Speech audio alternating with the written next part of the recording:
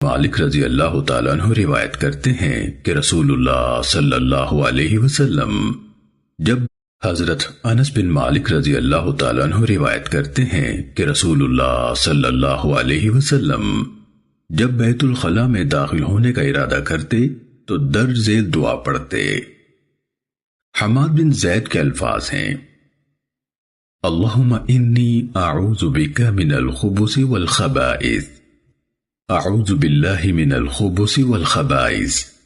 اے اللہ، میں خبیث جنوں اور جنیوں سے تیری پناہ میں آتا ہوں۔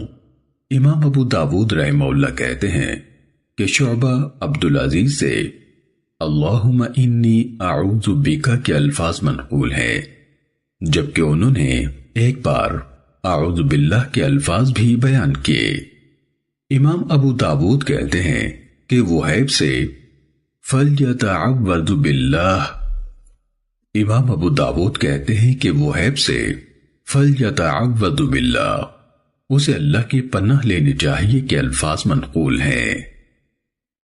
سنن ابو داود حدیث نمبر 4۔